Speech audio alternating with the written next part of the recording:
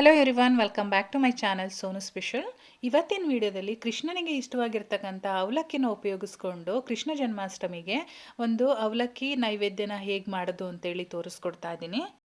ಗೋಕುಲಾಷ್ಟಮಿ ಇರೋದ್ರಿಂದ ಕೃಷ್ಣನಿಗೆ ಅವಲಕ್ಕಿಯಿಂದ ಈ ನೈವೇದ್ಯನ ಮಾಡಿ ಕೃಷ್ಣನ ಅನುಗ್ರಹನ ಪಡ್ಕೊಳ್ಳೋಣ ಅಂತೇಳಿ ಈ ವಿಡಿಯೋನ ಶುರು ಮಾಡೋಣ.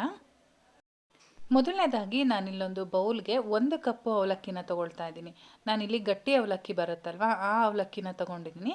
1 ಕಪ್ ಹಾಕಿದ ಮೇಲೆ ಇದನ್ನು ಒಂದು 3ರಿಂದ 4 ಬಾರಿ ಚೆನ್ನಾಗಿ ವಾಶ್ ಮಾಡಬೇಕಾಗತ್ತೆ. ಅದರಲ್ಲಿ ತುಂಬ ಕಪ್ಪಗೆಲ್ಲ ಬರುತ್ತೆ, ತುಂಬ ಕಸ ಥರ ಇರುತ್ತೆ. ಅದೆಲ್ಲ ಹೋಗೋವರೆಗೂ ನೀರು ಫುಲ್ಲು ಪ್ಯೂರಾಗಿ ಬರಬೇಕು, ಅಲ್ಲಿವರೆಗೂ ವಾಶ್ ಮಾಡಿ ಈ ರೀತಿ ಒಂದು ಸೈಡಲ್ಲಿ ಎತ್ತಿಟ್ಕೊಂಡಿರಬೇಕು.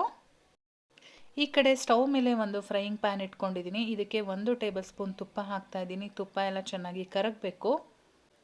ತುಪ್ಪ ಕರಗಿದ ಮೇಲೆ ನಾನಿಲ್ಲಿ 1 ಟೇಬಲ್ ಸ್ಪೂನಷ್ಟು ಗೋಡಂಬಿ ಸೇರಿಸ್ತಾ ಇದ್ದೀನಿ. ಗೋಡಂಬಿನ ಫಸ್ಟು ಸ್ವಲ್ಪ ಕಲರ್ ಚೇಂಜ್ ಆಗಬೇಕು, ಅಲ್ಲಿವರೆಗೂ ಫ್ರೈ ಮಾಡ್ಕೊಳ್ಬೇಕಾಗತ್ತೆ. ದ್ರಾಕ್ಷಿ ಮತ್ತು ಗೋಡಂಬಿನ ಎರಡೂ ಒಟ್ಟಿಗೆ ಹಾಕಿದರೆ ದ್ರಾಕ್ಷಿ ಬೇಗ ಹುಬ್ಬುತ್ತೆ, ಹಾಗಾಗಿ ಗೋಡಂಬಿ ಸರಿಯಾಗಿ ಫ್ರೈ ಆಗೋದಿಲ್ಲ. ನಂತರ ನಾನಿಲ್ಲಿ 1 ಟೀ ಸ್ಪೂನಷ್ಟು ದ್ರಾಕ್ಷಿನ ಸೇರಿಸ್ಕೊಂಡಿದ್ದೀನಿ. ಹಾಕಿದ ತಕ್ಷಣ ಅದು ಉಬ್ಬೋದಕ್ಕೆ ಸ್ಟಾರ್ಟ್ ಆಗುತ್ತೆ. ಇವಾಗ ನೋಡಿ, ಎರಡು ಈವನ್ ಆಗಿ ಫ್ರೈ ಆಗಿದೆ. ಇಷ್ಟು ಫ್ರೈ ಆದಮೇಲೆ ನಾನು ಒಂದು ಬೌಲಲ್ಲಿ ಹಾಕಿ ಸಪ್ರೇಟಾಗಿ ಸೈಡಲ್ಲಿ ಎತ್ತಿಟ್ಕೊಂಡಿರ್ತೀನಿ. ಇವಾಗ ಅದೇ ಪ್ಯಾನ್ಗೆ ನಾನಿಲ್ಲಿ ಒಂದು 3/4 ಕಪ್ಪಷ್ಟು ಬೆಲ್ಲ ಸೇರಿಸ್ತಾ ಇದ್ದೀನಿ. ಯಾವ ಕಪ್ಪಲ್ಲಿ ನಾನು ಅವಲಕ್ಕಿನ ತೊಗೊಂಡಿದ್ನೋ ಅದೇ ಕಪ್ಪಲ್ಲಿ 3/4 ಕಪ್ಪು ಬೆಲ್ಲ ಸೇರಿಸಿ 3/4 ಕಪ್ಪು ನೀರನ್ನು ಕೂಡ ಸೇರಿಸ್ತಾ ಇದ್ದೀನಿ. ಇಲ್ಲಿ ನಾನು ಬೆಲ್ಲನ ಕರಗಿಸ್ಕೊಳ್ತೀನಿ. ನಾನು ತೊಗೊಂಡಿರ್ತಕ್ಕಂಥ ಬೆಲ್ಲ ತುಂಬ ಪ್ಯೂರ್ ಆಗಿದೆ, ಇದರಲ್ಲಿ ಯಾವುದೇ ರೀತಿ ಇಂಪ್ಯೂರಿಟೀಸ್ ಇಲ್ಲ. ಏನಾದರೂ ಅದರಲ್ಲಿ ಕಸ ಇದೆ, ಇಂಪ್ಯೂರಿಟೀಸ್ ಇದೆ ಅಂತ ನಿಮ್ಗೆ ಅನಿಸಿದ್ರೆ ಸಪ್ರೇಟಾಗಿ ಅದನ್ನು ಕರಗಿಸ್ಕೊಂಡು ಶೋಧಿಸ್ಕೊಳ್ಬೇಕಾಗತ್ತೆ. ಇಲ್ಲ ಅಂತ ಅಂದರೆ ಈ ರೀತಿಯಾಗಿ ಡೈರೆಕ್ಟಾಗಿ ಹಾಕ್ಕೊಂಡು ಕರಗಿಸ್ಕೊಳ್ಬೋದು. 1-2 ನಿಮಿಷ ಈ ರೀತಿ ಚೆನ್ನಾಗಿ ಕುದಿಸ್ಕೊಂಡ್ರೆ ಬೆಲ್ಲ ಚೆನ್ನಾಗಿ ಕರಗಿಬಿಡುತ್ತೆ.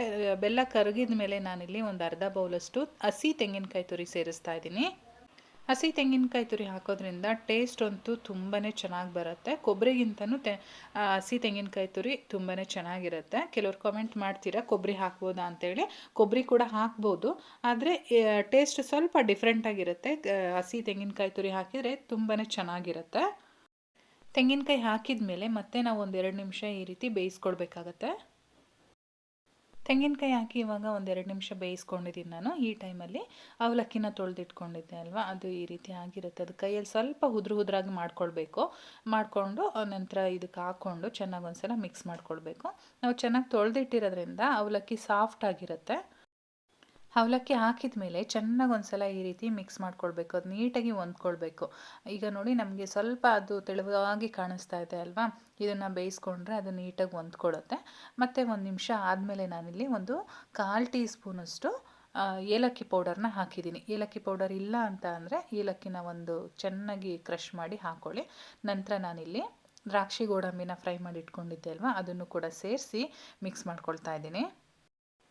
ಅವಲಕ್ಕಿ ಹಾಕಿದ ಮೇಲೆ 4ರಿಂದ 5 ನಿಮಿಷ ಟೈಮ್ ಹಿಡಿಯುತ್ತೆ. ಟೋಟಲಾಗಿ ನಮಗೆ 10 ನಿಮಿಷದೊಳಗಡೆ ಈ ಪ್ರೋಸೆಸ್ ಎಲ್ಲ ಮುಗ್ದೋಗುತ್ತೆ. ಏನಾದ್ರೂ ನೈವೇದ್ಯ ನಾವೇನೂ ಮಾಡಿಲ್ಲಪ್ಪ, ಅರ್ಜೆಂಟಲ್ಲಿ ಏನು ಮಾಡೋದು ಅಂತ ಇದ್ದರೆ ದಿಢೀರಂತ ನೀವು ಇದನ್ನು ಮಾಡ್ಕೊಳ್ಬೋದು. ಲಾಸ್ಟಲ್ಲಿ ನಾನು ಇದಕ್ಕೆ ಮತ್ತೆ 1 ಟೀ ಸ್ಪೂನಷ್ಟು ತುಪ್ಪ ಸೇರಿಸಿ ಮಿಕ್ಸ್ ಮಾಡ್ಕೊಳ್ತಾ ಇದ್ದೀನಿ. ತುಂಬಾ ಕ್ವಿಕ್ಕಾಗಿ ಆಗೋ ಅಂಥ ಒಂದು ರೆಸಿಪಿ ಇದು. ನೀವು ಕೂಡ ಮನೆಯಲ್ಲಿ ಟ್ರೈ ಮಾಡಿ ಹೇಗೆ ಬಂತು ಅಂತೇಳಿ ನನಗೆ ಕಮೆಂಟ್ ಸೆಕ್ಷನಲ್ಲಿ ತಿಳಿಸಿ. ಎಲ್ಲದೂ ಕೂಡ ಚೆನ್ನಾಗಿ ಆದಮೇಲೆ ಲಾಸ್ಟಲ್ಲಿ ನಾವು ಲೋ ಫ್ಲೇಮ್ ಮಾಡಿಕೊಂಡು ಒಂದು ಲಿಡ್ ಕ್ಲೋಸ್ ಮಾಡಿ 2 ನಿಮಿಷ ಬಿಟ್ಟರೆ ಆಯಿತು. ನಾನಿನ್ನು ನೋಡಿ 2 ನಿಮಿಷ ಆದ್ರೂ ಇನ್ನೂ ಅದು ಕುದೀತಾ ಇದೆ, ಫ್ಲೇಮ್ ಆಫ್ ಮಾಡಿಲ್ಲ. ಇವಾಗ ನಾನು ಫ್ಲೇಮ್ ಆಫ್ ಮಾಡಿಕೊಂಡು ಸರ್ವ್ ಮಾಡ್ತೀನಿ. ಸೊ ನೋಡಿದ್ರಿ ಅಲ್ವಾ, ದಿಢೀರಂತ ಅವಲಕ್ಕಿಯಿಂದ ನೈವೇದ್ಯನ ಯಾವ ರೀತಿ ಪ್ರಿಪೇರ್ ಮಾಡ್ಬೋದು ಅಂತೇಳಿ. ರುಚಿ ಅಂತೂ ತುಂಬಾ ಚೆನ್ನಾಗಿರುತ್ತೆ. ಖಂಡಿತವಾಗ್ಲೂ ಟ್ರೈ ಮಾಡಿ. ರೆಸಿಪಿ ಇಷ್ಟ ಆಗಿದ್ರೆ ವಿಡಿಯೋಗೊಂದು ಲೈಕ್ ಮಾಡಿ, ಹಾಗೆ ನಿಮ್ಮ ಫ್ರೆಂಡ್ಸ್ ಜೊತೆ ಶೇರ್ ಮಾಡ್ಕೊಳ್ಳಿ. ಚಾನಲ್ಗೆ ಹೊಸದಾಗಿ ವಿಸಿಟ್ ಮಾಡಿದರೆ ಸಬ್ಸ್ಕ್ರೈಬ್ ಮಾಡ್ಕೊಳ್ಳಿ.